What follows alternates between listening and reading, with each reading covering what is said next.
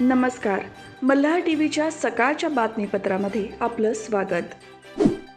कोपर खेळण्यात राहणाऱ्या ठगसेनाने वाशीतील बांधकाम व्यावसायिकासोबत बनावट कागदपत्रांच्या आधारे नेरूळ MIDCमधील 1300 चौरस मीटरचा प्लॉट विक्रीचा व्यवहार करून त्याच्याकडून तब्बल 38 लाख रुपये उकळल्याचा प्रकार उघडकीस आला आहे. विशेष म्हणजे या ठगसेनाने MIDCचे CEO यांच्या नावाने बनावट बँक खाते उघडून त्यात 33 लाखांचा पे ऑर्डर वटवून सदर रकमेचा अपहार केल्याचे उघडकीस आले आहे. या प्रकरणातील तक्रारदार गीत अरुण चंदा यांची कोपर खेळण्यात राहणाऱ्या संतोष बबन पाटील याने एका मध्यस्थाच्या मदतीने भेट घेतली. त्याने नेरूळ MIDCतील 1300 चौरस मीटरचा प्लॉट त्याला अलॉट झाल्याचे सांगून MIDCच्या सही शिक्क्याचे त्याच्या नावाचे पत्र त्याला दाखवले. 6,50,00,000 रुपयांमध्ये जमीन खरेदी विक्रीचा व्यवहार ठरल्यानंतर चंदा यांनी 5 लाख रुपये रोख तसेच MIDCच्या नावाने 33,10,000 रुपयांचा पे ऑर्डर दिला. मात्र नंतर चंदा यांनी जमिनीबाबत माहिती काढली असता संतोष पाटील यांनी चंदा यांना दिलेले MIDCचे अलॉटमेंट लेटर MIDCत पैसे भरल्याची त्याने दिलेली पावती बनावट असल्याचे त्यांना सांगण्यात आले. या प्रकरणी वाशी पोलीस ठाण्यात गुन्हा दाखल झाला आहे.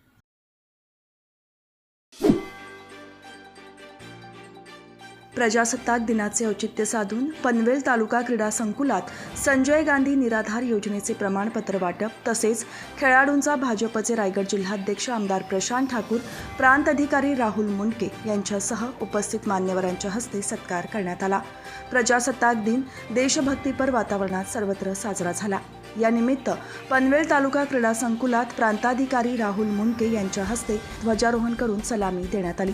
या कार्यक्रमाचे औचित्य साधून क्रीडा क्षेत्रात चमकदार कामगिरी करून यश संपादन केलेल्या खेळाडूंना तसेच कोरोनामुळे ज्या महिलांनी आपले पती गमावले आहेत अशा महिलांना संजय गांधी निराधार योजनेचे प्रमाणपत्र वाटप आणि भारत सरकार आणि युनिसेफच्या वतीने शहरी भागातील स्वच्छ विद्यालय पुरस्कार हा रामशेठ ठाकूर पब्लिक स्कूलला मिळाल्याबद्दल मुख्याध्यापिका राज अलोनी, मास्टर आदेश ठाकूर यांचा सत्कार आमदार प्रशांत ठाकूर यांच्यासह उपस्थित मान्यवरांच्या हस्ते झाला. यावेळी प्रांताधिकारी राहुल मुंडके, तहसीलदार विजय तळेकर, भाजपचे पनवेल शहर अध्यक्ष जयंत पगडे, माजी उपमहापौर सीताताई पाटील, माजी सभागृह नेते परेश ठाकूर यांच्यासह अधिकारी आणि मान्यवर उपस्थित होते.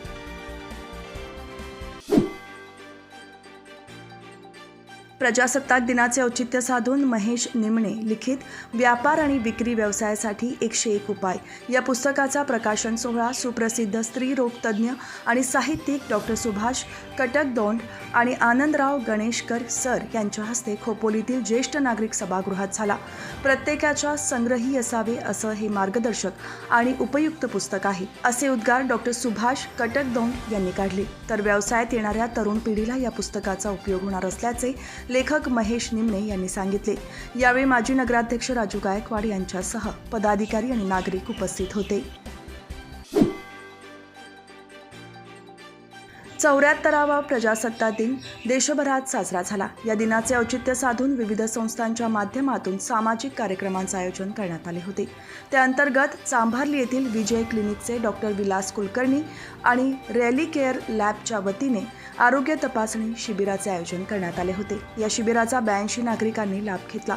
शिबिरात हिमोग्लोबिन, रक्तदाब, रक्तशर्करा, कोलेस्ट्रॉल, थायरॉइड यांच्यासह आरोग्य तपासण्या करण्यात आल्या. तर तपासणी केलेल्या नागरिकांना तज्ज्ञ डॉक्टरांनी मार्गदर्शन केले. या शिबिरावेळी रॅली केअर लॅबचे डॉक्टर थोरात आणि त्यांचे सहकारी उपस्थित होते. हे शिबिर यशस्वी करण्यासाठी दीपक जाधव, ऋषभ माळी यांचे मोलाचे सहकार्य लाभले.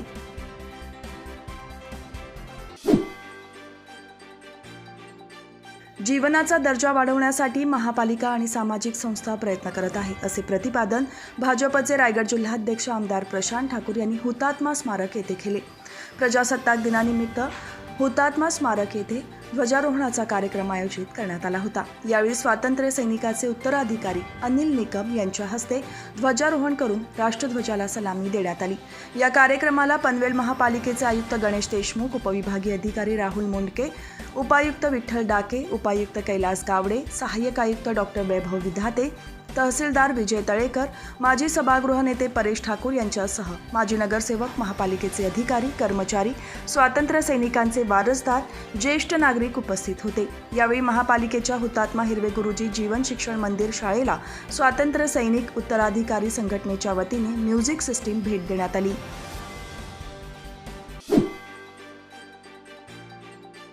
आदेश स्पोर्ट्स शिवाजीनगर यांच्या वतीने आमदार चषक 2023 या क्रिकेट स्पर्धेचे आयोजन केले आहे। शिवाजीनगर येथील श्री छत्रपती शिवाजी महाराज क्रीडांगणात 28 जानेवारीपर्यंत ही स्पर्धा रंगणार आहे। या आमदार चषकाचे उद्घाटन माजी खासदार लोकनेते रामशेठ ठाकूर यांच्या हस्ते झाले। या उद्घाटनाच्या कार्यक्रमावेळी लोकनेते रामशेठ ठाकूर यांनी उन्नती मनोज म्हात्रे हिचा मुंबई क्रिकेट असोसिएशनच्या राज्यस्तरीय संघाच्या 15 वर्षाखालील मुलींच्या गटात निवड झाल्याबद्दल तिचा सत्कार केला। तसेच आमदार चषक स्पर्धेमध्ये सहभागी झालेल्या खेळाडूंना शुभेच्छा दिल्या। यावेळी कृष्णाशेठ ठाकूर, पनवेल पंचायत समितीच्या माजी सदस्य रत्नप्रभा खरत, CL ठाकूर, साई चरण म्हात्रे यांच्यासह पदाधिकारी आणि मान्यवर उपस्थित होते।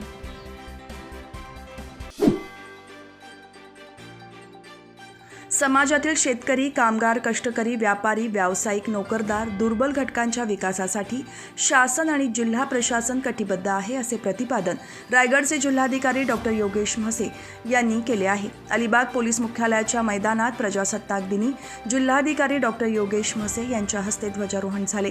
ध्वजारोहणानंतर पोलीस दलाच्या पथकांनी राष्ट्रध्वजास मानवंदना दिली। त्यानंतर जिल्हाधिकारी डॉक्टर योगेश म्हसे यांनी प्रजासत्ताक दिनाच्या जिल्ह्यातील सर्व नागरिकांना हार्दिक शुभेच्छा दिल्या।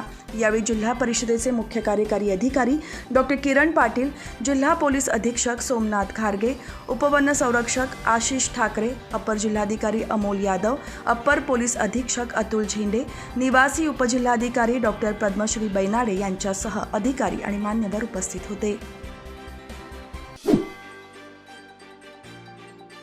भारत बायोटेक इंटरनॅशनल लिमिटेडने विकसित केलेला एन्कोव्हॅक या नाकावाटे दिली जाणारी लस बाजारात आणली आहे। केंद्रीय आरोग्य मंत्री डॉक्टर मनसुख मांडविया आणि विज्ञान आणि तंत्रज्ञान मंत्री जितेंद्र सिंह यांच्या हस्ते ही लस वितरित करण्यात आली। एन्कोव्हॅक ही नाकातून दिली जाणारी जगातील पहिली कोविड लस आहे। भारत बायोटेकने विकसित केलेली ही लस सरकारी रुग्णालयांमध्ये प्रति डोस 325 रुपयांमध्ये उपलब्ध होईल, तर खाजगी रुग्णालयांमध्ये त्याची किंमत 800 रुपये इतकी असेल। कंपनीला डिसेंबर 2022 मध्ये प्राथमिक 2 डोस शेड्यूलसाठी आणि हेट्रोलॉगस बूस्टर डोस म्हणून मान्यता मिळाली होती। त्याआधी सेंट्रल ड्रग्स स्टँडर्ड कंट्रोल ऑर्गनायझेशनने 18 आणि त्यावरील वयोगटातील आपत्कालीन परिस्थितीत इंट्रानासल लसीचा वापर करण्यास मान्यता दिली होती।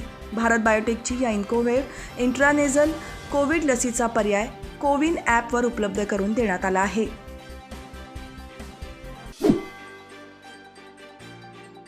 प्रजासत्ताक दिनाच्या निमित्ताने राजधानी दिल्लीतल्या कर्तव्यपथावर देशाच्या संस्कृती आणि सामर्थ्याचं दर्शन झालं। सकाळी राष्ट्रीय युद्ध स्मारकावर शहीद जवानांना वंदन करून पंतप्रधान कर्तव्यपथावर दाखल झाले। तिथे राष्ट्रपती द्रौपदी मुर्मू यांच्या हस्ते ध्वजवंदन झाले आणि कार्यक्रमाला सुरुवात झाली। या कार्यक्रमाला इजिप्तचे राष्ट्रपती अब्देल फतेह अल सिसी हे प्रमुख पाहुणे म्हणून उपस्थित होते। राजधानी दिल्लीतल्या कर्तव्यपथावर झालेल्या शानदार सोहळ्यात भारताच्या सामरिक शक्तीचं दर्शन संपूर्ण जगाला झाले। लष्कर, नौदल, वायुदल यासोबत निमलष्करी दल, पोलीस, DRDO सारख्या संस्था, विविध मंत्रालयांचे, राज्यांचे चित्ररथ या माध्यमातून भारताची ताकद आणि सांस्कृतिक वारसा उपस्थितांनी आणि संपूर्ण जगाने पाहिला। कर्तव्यपथावर पहिल्यांदाच इजिप्तच्या सशस्त्र दलाकडून संचलन करण्यात आले। Colonel Mahmoud Mohamed Abdel Fattah Al Kharasawy यांच्या नेतृत्वाने इजिप्शियन सशस्त्र दलांची एकत्रित बँड आणि मार्चिंग तुकडीने परेडमध्ये सहभागी झाली। पहिल्यांदाच इजिप्तच्या नेत्यांनी प्रजासत्ताक दिनाच्या दिवशी आमंत्रित करण्यात आले होते।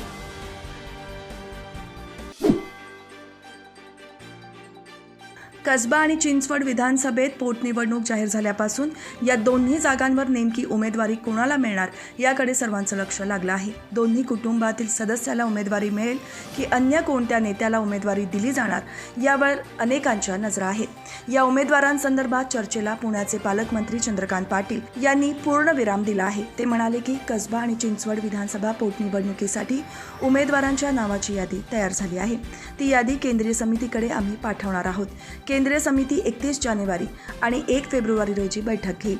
त्यावेळी आमच्या यादीवर विचार केला जाईल. त्यानंतर दिल्लीतून उमेदवाराच्या नावाची घोषणा केली जाईल, असे चंद्रकांत पाटील यांनी सांगितले. त्यामुळे या पोटनिवडणुकीमध्ये कोणाला उमेदवारी मिळणार याकडे सर्वांचे लक्ष लागून राहिले आहे. यंदाची 12वीची परीक्षा 21 फेब्रुवारी ते 21 मार्च दरम्यान तर 10वीची परीक्षा 2 ते 25 मार्च दरम्यान घेतली जाणार आहे. मात्र याच परीक्षेसाठी माध्यमिक आणि उच्च माध्यमिक शिक्षण मंडळाच्या वतीने परीक्षा शुल्क घेण्यात येते. विद्यार्थ्यांकडून जमा करण्यात आलेली ही रक्कम पुढे विभागीय शिक्षण मंडळांकडे जमा केली जाते.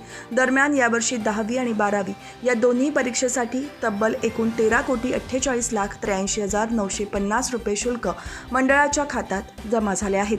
ज्यामध्ये 10वीसाठी 6,75,78,750 रुपये आणि 12वीच्या परीक्षेसाठी 6,73,05,200 रुपये इतकी परीक्षा फी म्हणून जमा करण्यात आली आहे.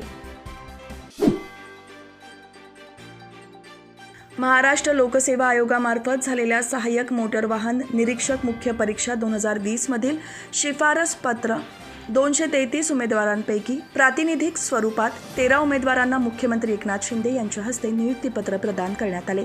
नागरिकांच्या सुरक्षेला प्राधान्य देऊन रस्ते अपघात आणि मृत्यू कमी करण्यासाठी प्रयत्न करावेत, असे मुख्यमंत्र्यांनी सांगितले. भारतीय प्रजासत्ताक दिनाचे औचित्य साधून मुख्यमंत्र्यांच्या वर्षा या शासकीय निवासस्थानी हा नियुक्तीपत्र प्रदान कार्यक्रम आयोजित करण्यात आला होता.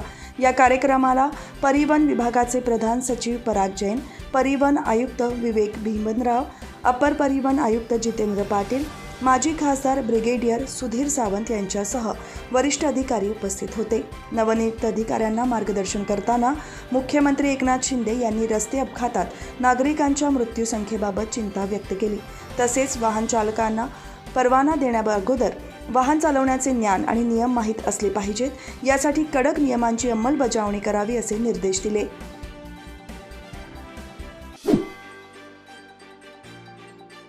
तिरुपती येथे दर्शनासाठी गेलेल्या सोलापूर येथील भाविकांच्या वाहनाला अपघात झाला होता. त्यामध्ये सोलापूर येथील 5 तरुणांचा मृत्यू झाला आणि 4 जण जखमी झाले. या दुर्घटनेबाबत मुख्यमंत्री एकनाथ शिंदे यांनी दुःख व्यक्त करतानाच मृतांच्या कुटुंबियांप्रती सहवेदना व्यक्त केल्या आहेत. तसेच या अपघातात मृत्यू झालेल्यांच्या कुटुंबियांना प्रत्येकी 5 लाख रुपये मदत देण्याची घोषणा मुख्यमंत्र्यांनी केली आहे. जखमींवर शासकीय खर्चाने उपचार करण्याचे निर्देशही मुख्यमंत्र्यांनी दिले आहेत. तिरुपती येथे दर्शनासाठी सोलापूर येथून गेलेल्या तरुणाच्या वाहनाला तिरुपतीजवळ अपघात झाला. त्यात 5 जणांचा जागीच मृत्यू झाला असून 4 जण गंभीर जखमी झाले आहेत. त्यांच्यावर तिरुपती देवस्थानच्या रुग्णालयात उपचार सुरू आहेत. या दुर्घटनेची माहिती मिळताच मुख्यमंत्र्यांनी जखमींच्या उपचाराबाबत सोलापूर प्रशासनाला निर्देश दिले. तर मृतांच्या कुटुंबियांना तातडीने प्रत्येकी 5 लाख रुपये देण्याचे निर्देशही त्यांनी दिले आहेत.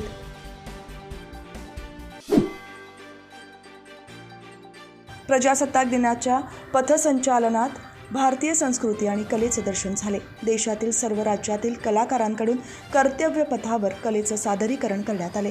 प्रजासत्ताक दिनी तिरंग्याला प्रथमच स्वदेशी तोफांमधून 21 तोफांची सलामी देण्यात आली. दरवर्षीप्रमाणे राजधानी दिल्लीत कर्तव्य पथावरील पथसंचलनात महाराष्ट्राच्या चित्ररथाने पुन्हा एकदा सर्वांचे लक्ष वेधून घेतले.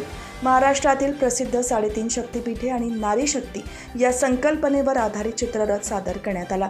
कोल्हापूरची अंबाबाई, तुळजापूरची तुळजाभवानी, माहूरची रेणुका माता, वणीची सप्तशृंगी या शक्तिपीठांचे दर्शन दिल्लीतील पथसंचलनात झाले.